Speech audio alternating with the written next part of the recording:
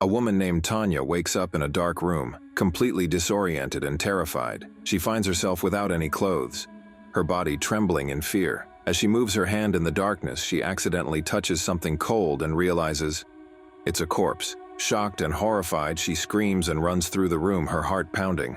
In her panic, she suddenly notices 13 other people in the same room, all looking as confused and scared as she is. One man rushes toward her and quickly puts a jacket over her shoulders to cover her.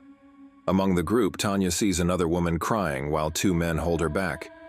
Tanya, still shaken, asks everyone what is happening. One of the players replies that they don't know either. Then a large monitor screen lights up in the room. The words on it read, "Congratulations, you have been selected. Prepare for the experience of a lifetime." Another line below says, "All players must follow the rules to avoid penalty." No one in the room understands what this means. Everyone looks around at each other, frightened and speechless. A woman named Rothy, one of the contestants, takes Tanya by the hand and leads her to another room so she can change. She gives Tanya a uniform, explaining that Tanya is the last contestant to join. Tanya asks her where they are, but Rothy quietly warns her that asking questions is not allowed. She tells Tanya to just change into the uniform. Some of the other contestants are wearing electric collars around their necks. When Tanya comes out of the changing room, the 13 players look at her curiously. In the restroom, Tanya notices a sign on the wall that says, "Players must keep their hands clean at all times." She also has to wear an electric collar, which feels heavy and uncomfortable. Inside her uniform, she finds her own picture and a tape recorder. When she plays the tape, a voice greets her. "Welcome, Tanya. You are player 14, the last and most important contestant of the game. Do not share any secrets with others. The game will begin soon. And remember, don't always believe what you see. Only those without collars can break the rules." Terrified and confused, Tanya washes her hands carefully, trying to follow the rules exactly. When she steps out of the restroom, chaos has already broken out among the other players. Two men are arguing and fighting while others try to separate them.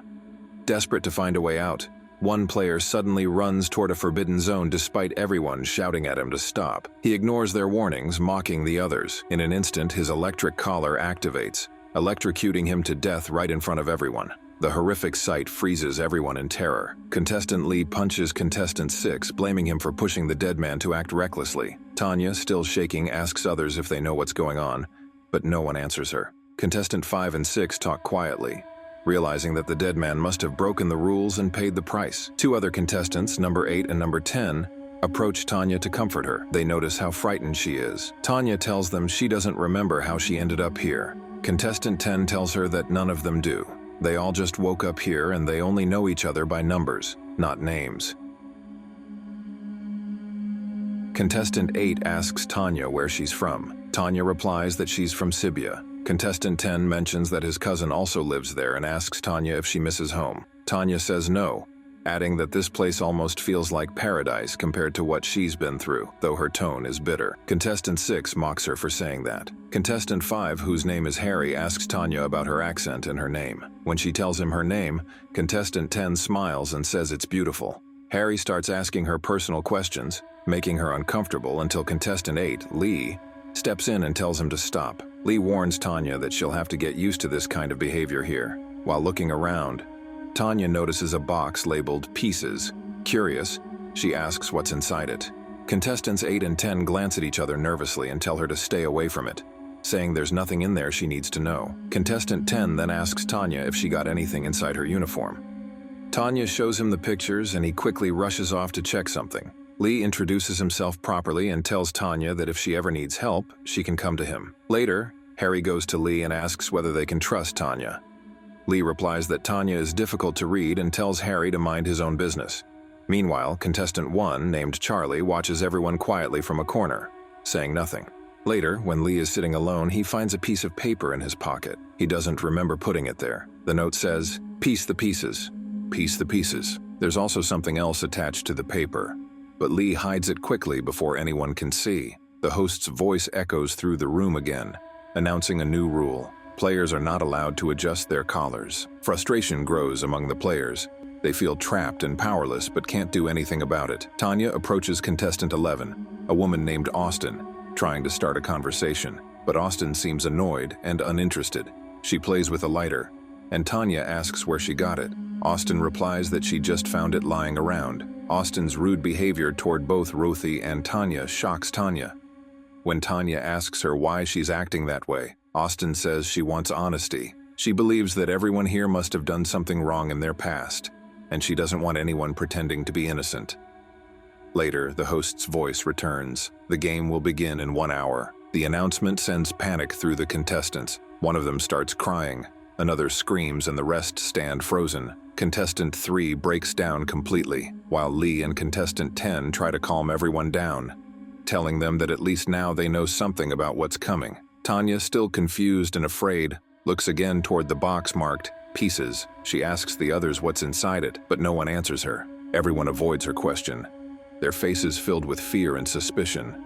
The silence in the room grows heavy as the clock ticks down. 14 strangers, trapped in an unknown place, bound by strange rules and deadly collars.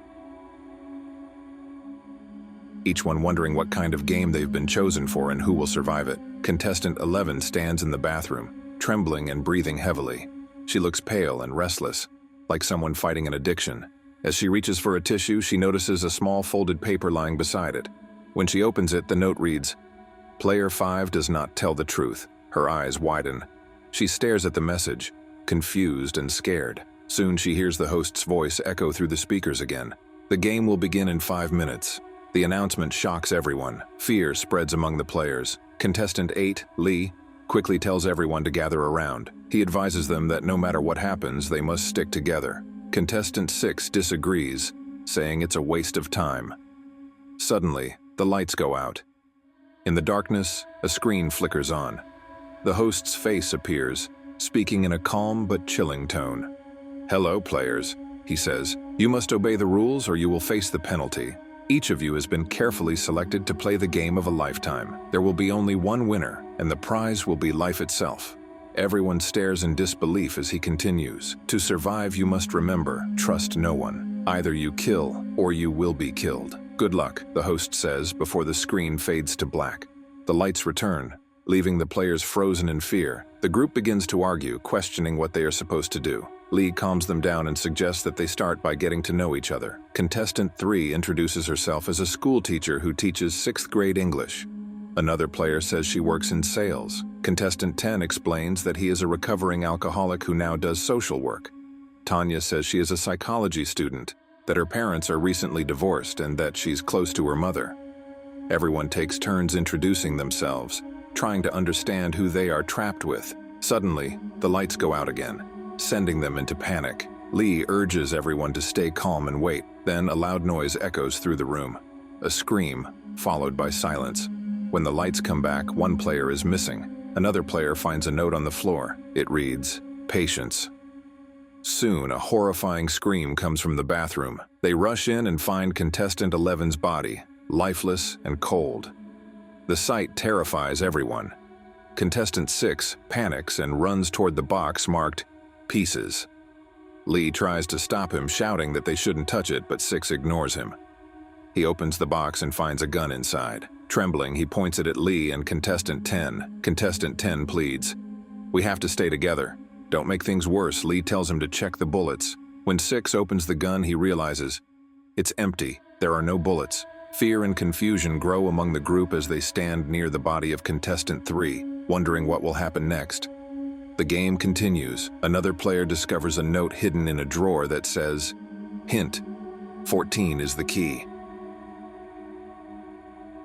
Everyone looks at Tanya. She is contestant 14. Meanwhile, contestant 5, Harry, finds a paper in his pocket with the word "jumble" written on it. Contestant 3 becomes hysterical, crying and screaming. Contestant 10 tries to calm her down, but nothing helps. Tanya sits alone, thinking about the first person who died, player 2, and now player 11. Her body trembles with fear. Rothy comes over to comfort her, telling her to stay strong. The lights go out once more, and another scream echoes through the dark. When the lights come back, another person is dead. Panic spreads again, and one of the players starts blaming others for murder. Furious, he smashes one of the cameras in anger. Later, Harry whispers something to a nearby player, though no one hears what he says. While exploring, the group finds a mirror cabinet. Player 13 uses a hammer to break it open. Inside, they discover a black box labeled cereal. The box contains some metallic flakes and a sealed paper. When they open the paper, it reads, "Hint, what is your favorite type of cereal?" In this game, there are 3, 1 rapist, 1 pedophile, and 1 killer. Find the killer, and you'll find the reason everyone stands in silence, horrified by what they just read. Harry sits beside another player, trying to manipulate her, whispering that he doesn't trust anyone here.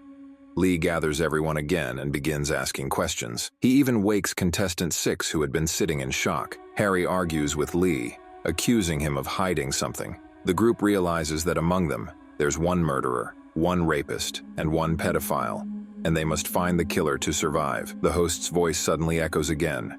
You have 1 minute before the next elimination. Then, the host gives a choice to contestant 10. The host tells him that he can save his child's life, but only if he kills someone else. Contestant 10, shaking and crying, raises the gun and points it at contestant 3, but he can't do it. Tears run down his face as he turns the gun toward himself. With a trembling hand, he pulls the trigger, ending his own life. Tanya, holding back tears, notices something. Among the scattered pieces on the floor, she begins to assemble a key. Slowly, she realizes that these pieces were clues all along. As the game continues, more players die one by one. The host calls these killings curfews. Tanya discovers that the key she built can unlock one of the electric collars. Hope flickers for a moment. Suddenly, a new player appears. A man named Robert Tanner. He looks confused and terrified, begging the others for help. Before they can question him, the lights go out again. When they come back on, the host's voice echoes once more. Congratulations, players. You've reached the final round now. Only a few remain. Contestant 6 and contestant 8, Lee, start arguing. Their fight turns violent when 6 grabs the gun and points it at Lee. They struggle, and in the chaos, one of them dies. Harry watches with a twisted smile, enjoying the scene. Then he turns his attention toward Tanya, trying to assault her. She fights back, running from him. Lee, still alive, points the gun at Harry, and in the struggle, both are killed. The lights flicker again. When they come back, Tanya is standing alone, her face calm, her lips curved into a cold smile as she looks at the dead bodies around her. Then, the door slowly opens. Tanya steps out into a bright hallway where another person, her colleague, is waiting. Without a word, Tanya walks beside them, revealing the truth. She was part of the organization running this deadly game all along. And to run a new and nice story, you just have to click on my recaps on the right. Subscribe and drop a like for future episodes, and as always, grab your popcorn, enjoy yourself, and see you soon.